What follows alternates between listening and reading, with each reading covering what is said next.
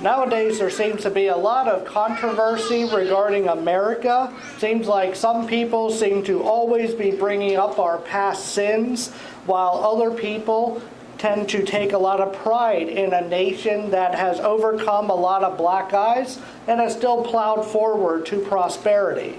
Personally, I love being an American, but I do say that admitting that if I were born in France, I would love being French, and if I were born in Germany, I'd love being German, and so forth. As an American, I take pride in the things that make this country great. We are the land of opportunity. We are not like some nations where if you're born poor, you stay poor all throughout your life. Or if you're born into a rich family, you stay in that class as well, no matter what you do. People can move up and down social classes in America. And as a nation, I think we tend to be the exception among most other nations.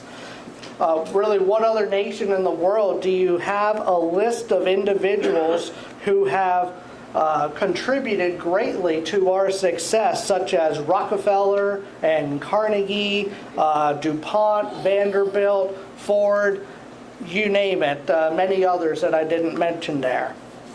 Many of those individuals are rags to riches stories as well. They took a little bit of nothing and they used it through their hard efforts and work, and they turned it into something great. Well, on the other hand, some of the wealthiest people in this country have inherited their wealth from those who came before. They were fortunate enough to have an innovative parent, and they would, if not for having this wealth come before them, they would pretty much still have that little bit of nothing that their parents started with. For some reason, we don't tend to idolize these people as much. Maybe we don't see them as hard workers because they just fell into this wealth, or maybe we're a little bit jealous of these people too. Being born into a wealthy family is sort of like winning the lottery. You know, there's not a whole lot you can do to earn it, and we like seeing people exhibit a lot of effort. This morning we're going to look at a man who lived pretty much a roller coaster life of sorts. He grew up in a very prominent family. Then he lost his promise of wealth, just to find it restored out of the blue later on in his life. He has a very odd name, but once you learn how to pronounce it, you'll probably never forget it. It is in the title of the message this morning, and his name is Mephibosheth. There's not a whole lot noteworthy about this man in the Bible either.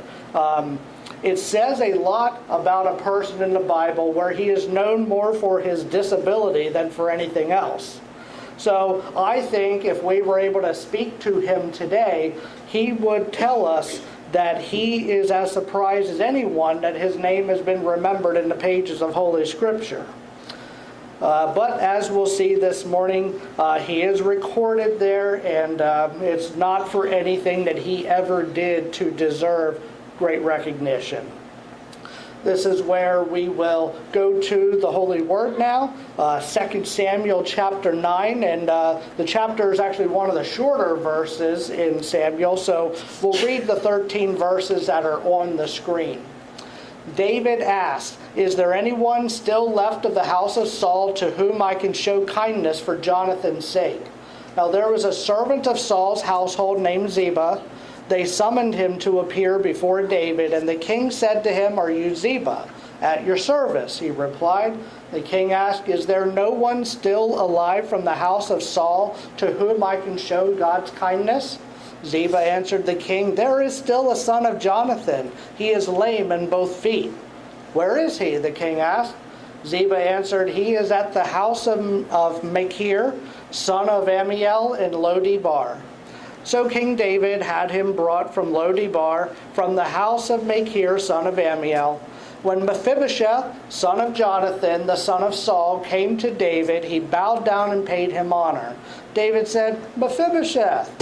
"At your service," he replied. "Don't be afraid," David said to him, "for I will surely show you kindness for the sake of your father Jonathan. I will restore to you all the land that belonged to your grandfather Saul, and you will always eat at my table." Mephibosheth bowed down and said, "What is your servant that you should notice a dead dog like me?" Then the king summoned Ziba, Saul's steward, and said to him, "I have given your master's grandson everything that belonged to Saul and his family. You and your sons and your servants are to farm the land for him and bring in the crops so that your master's grandson may be provided for. And Mephibosheth, grandson of your master, will always eat at my table." Now Ziba had 15 sons and 20 servants. Then Ziba said to the king, "Your servant will do whatever my lord the king commands his servant to do." So Mephibosheth ate at David's table like one of the king's sons. Mephibosheth had a young son named Micah, and all the members of Ziba's household were servants of Mephibosheth. And Mephibosheth lived in Jerusalem because he always ate at the king's table. He was lame in both feet. May the Lord's blessing be added to the reading and hearing of his holy word. Now the question this morning we need to ask ourselves is, what is the purpose of this chapter of the Bible? Well, first of all, I can tell you a few things that the purpose is not, that people might think is the purpose, but really isn't. Purpose is not to tell us what a nice guy David was. Purpose is not to instruct us to be nice to people like David was. And the purpose is not to tell us that God will bless you if you act like David, because in this passage, David didn't even receive any blessing from God for the kindness that he showed. So if all these ideas are not what the purpose of this chapter is, then what is that purpose? Well, the main purpose is to show us what God does for the unrepentant sinner. I'll let the cat out of the bag this morning from the beginning, that in this story, David represents God, and Mephibosheth represents us, your normal, everyday sinner. If you make that connection throughout the message at the beginning, it'll make a lot more sense to you as we get into this. The way that David treats Mephibosheth is the exact same way that God treats us when we get salvation. This morning I'd like to look at this from two different perspectives. First, from the perspective of Mephibosheth, and then secondly, from David. So, we first heard of Mephibosheth 5 chapters ago. He was only mentioned in passing. It tells you how he was in this accident where his nurse hurried and wanted to leave with him, and somehow his feet got messed up, basically. Now, Mephibosheth was only 5 years old at the time, we're told that. So when the nurse heard people coming, again, she scoops him up because he's not able to leave fast enough. And since that time, Mephibosheth remained in hiding. That's when we need to realize, when we approach chapters like this, it's often helpful to understand a little of the cultural context of the time. Basically, what happened is whenever the throne changed hands between families, which was usually an overthrow of power, what would happen is the conquering family would go and kill all of the remaining heirs. That way, there's no chance for an heir down the road wanting to overthrow that family and take the throne back. David, of course, didn't have to do that, but there was still that fear in the minds of Saul's family. From that point forward, Mephibosheth was separated from his king. And this is the first way that we are Mephibosheth. This is the condition into which we are all born. We're all born separated from God, who is our king. Theology, we call it original sin. It simply means nobody is ever born in harmony with God. Notice how Mephibosheth was suffering from the sins of his ancestors. Since Saul sinned, God rejected him as his king, and that meant that his descendants would also be removed as potential heirs to the throne altogether. Mephibosheth is suffering from the mistakes of his grandfather, King Saul. And in the same way, we are suffering from the consequences of Adam and Eve, our ancestors.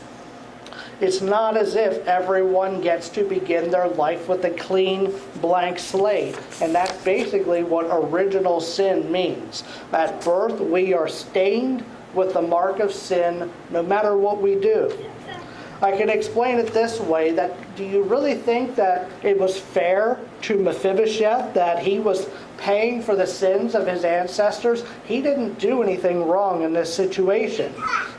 I don't think it was fair either, but really life isn't fair. So it's not fair that we suffer from original sin either, but the fact is we are deemed sinful from birth before God, before we ever even had a bad thought enter our minds. And it's not fair that we can't begin each of our lives with a blank slate, sort of a do-over for Adam and Eve either. But God, the reason for that is because God cannot allow this blank slate for us because of the nature of sin. We take sin for granted. We sin practically every day. But do we realize how serious sin is? Do we realize it is the most serious transmitted disease in the world today? It's like it's passed through the genes, through the generations, through the DNA, your genes, whatever it is, and it becomes a part of who you are. Now, some people think there's some sort of super saints out there that can have found a way to overcome their sinful nature apart from God, but the Bible doesn't teach any such thing. If even one person could make it to heaven on their own merits, then I don't think Jesus would have considered going to the cross in the first place. If even one person could be saved aside from his duty. But he knew everything that was writing on his decision to be crucified. That he had to be obedient to the Father, and he had to die the death on the cross. It's because we are so stained with sin that we hide from God, just like Adam and Eve hid from God in the Garden of Eden. Mephibosheth did the same thing. He hid from David because, he was, of course, didn't die. Every sinner who doesn't repent of his deeds also fears death as well. Given this very dismal situation for Mephibosheth, we see that he could do nothing in and of himself to change his circumstances. That's another way that we are Mephibosheth. We can't do anything to change our sinful nature until God comes and makes the first move. Until God initiates contact with us, our efforts are futile. Just like the story with Mephibosheth. Before the king made the first move, he was poor and lame. And in the same way, we are spiritually poor and lame before our king makes the first move. I'm reminded of the parable Jesus told about the king's banquet. And we know about a king's banquet that no one ever asked for permission to be invited to a king's banquet. It is always by invitation only. And so that means that the king always initiates contact with his subjects. There's a theological argument that's not going to be settled until Jesus comes back, and I'll just briefly give you the thumbnail sketch of it here. In short, it says in one camp you have people who believe that God, from the beginning of time, chooses whomever he wants to be saved based on his own pleasure. Then you have other people who say that yes, God calls us, but we have an opportunity to respond to that if we want to be saved. Very oversimplified picture of it. But I only mention it that in both cases, no matter which camp you are in, you have to believe that God is the one that initiates salvation from the beginning. Whether or not we have to respond positively or not, that part is up to debate. But the Bible clearly teaches that God initiates salvation. In 2 Samuel 9, we see that it was David who, out of a loving and compassionate heart, initiated contact with Mephibosheth in the same way that God initiates contact with each and every one of us. Leads to our second main point this morning that we'll discuss from here out, and that concerns what God does for us. It's more or less from David's perspective. David asked all around to see if there's someone that he could bless. And by the way, do we do that? I mean, on a normal day, do we wake up in the morning and ask ourselves the question, who can I bless today? If we don't, maybe we should consider doing that, by the way. It is a biblical model. But back to the main point is that in the same way that the king sought out Mephibosheth in order to bless him, God seeks us out first to save us as well. Just what we talked about the theology behind how we are saved. No matter which camp you're in, it always starts with God. From our perspective, this can be pretty scary, admittedly. I can imagine being Mephibosheth and you're in hiding for how many years we don't know, but you just get to learn to go about your normal business, and maybe one day he's going about his daily routine. All of a sudden, men come knocking at the door. What do you think went through his mind on that day? I wouldn't be surprised if he thought, well, it was a pretty good run. I got this many years, But from his perspective, there's nothing good that can come from being disrupted from your normal way of life. Then the king's men call, take him to see David. He meets him. He pays him respect. David knows this guy is scared of him. Maybe it was because Mephibosheth had a very shaky voice when he said, at your service, I don't know. Maybe David just knew anyone that he found from Saul's family would be scared because they would have expected him to remove them from the situation, to put it nicely. Whatever it was, imagine the weight that was lifted off of Mephibosheth's heart whenever David tells him all these things he's going to do for him. From that point on, he comes out of hiding and he lives life like a king. At the king's table, people are going to provide for him whatever he needs for the rest of his life. It's quite an unexpected and unprecedented turn of events. The same thing happens when we encounter Jesus. We are Mephibosheth. It's a scary time because we're used to the way things were before in our life. We were used to doing certain things that now we shouldn't do, and we know that now. If you are truly converted, you will be changed. And it's not always a pleasant experience. Maybe you wonder, what are other people going to say? How should I act? What should I do now that I'm a Christian? We attain permission to eat at the table of the king as born-again believers in Christ, just as David did for Mephibosheth. And it's where this requires just a little bit, like a minute of explanation, because I don't want to leave it there and lead them astray.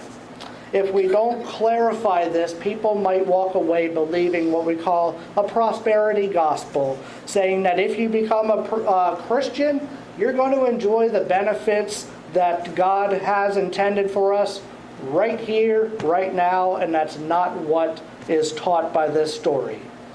Here's an example. Back in 2015, the terrorist organization ISIS in Egypt captured 21 Egyptian men and forced them to renounce Jesus. They were what we call Coptic Christians, just a denomination of Christians more or less, except for one. 20 Christians, one non-believer. When the non-believer among the 20 others saw how they were willing to die for their faith and not renounce Jesus, when he was told to renounce Jesus, he said, "Their God is my God," and he was immediately beheaded as well. This is a case where all these men faced a terrible death, even though the Bible promises they would eat from the king's table. There's no inconsistency here, because right now they are enjoying that privilege up in heaven around the throne, eating from the table of the king, not while they were here on earth. In the meantime, we need to realize that this is when we receive the honor that God gives us as His children, it doesn't remove our lameness. Mephibosheth was lame in 2 Samuel 8, lame in 2 Samuel 9, still lame in 2 Samuel 10. Nothing changed there. David's blessing didn't change that. In the same way, when we come to Christ, we were imperfect before and we're imperfect afterwards. Another way that we are Mephibosheth. We remain lame, meaning we are still inclined to sinful things. So we need to keep that in perspective. Once we have true saving faith in Jesus, we're in this really odd between state where we still sin, but we're also trying to focus on God too. Those who aren't saved are the ones who sin and aren't focused on God at all. So that's the difference there. It reminds me of a line I heard in a song several years ago. I think I used it before. I'll dust it off and use it again. It says, "The only thing different in sinners and saints is one is forgiven and the other one ain't." I think it's the refrain is very true. And this dynamic is going to show up in David's life. We're going to look next week at how he continues to sin, even though we consider him a saved Christian, even though this is in the Old Testament. Close out very soon here. I just want to say that what I appreciate most about this study of David is how we oftentimes see concepts right below the surface that mirror our relationship with God. Therefore, by looking at some of David's relationships in the Bible, we can learn more about God in the process and how He relates to us. We looked at several ways that we're separated from God and several more that illustrate what God does for us as a result in order to bridge that gap between us and Him. The important thing is to remember we are separated from God because of what man has done in the past, but we are reconciled back to God, drawn back to Him based on what God has done for us. We should be able to see a little bit of ourselves in this man named Mephibosheth, the guy with the funny name, that even though he hid from the king and he was poor, the king still sought him out and showered him with love to bring him into a better position than he was in before. And lastly, in the beginning, I said we typically don't hold these kind of people in high esteem, people who inherit their wealth rather than earn it. And maybe that's fine in practice, but from a spiritual point of view, that is a picture of you if you are a born-again believer in Jesus Christ. It is one of many ways that you are Mephibosheth. You have inherited everything that God has given to you. After all that, I just want to leave you with the encouragement every single day to thank God for seeking you out and for choosing you from the foundation of the world, for calling you to be His child, and bringing you out of hiding once and for all, and inviting you to eat at the table of the King. If you don't have that assurance of your salvation, then you can do something about it today by asking Jesus into your heart and accepting that very precious invitation. You can experience what it was like to be Mephibosheth, because in a very real way, we are Mephibosheth. Let's bow our heads and close out with a word of prayer.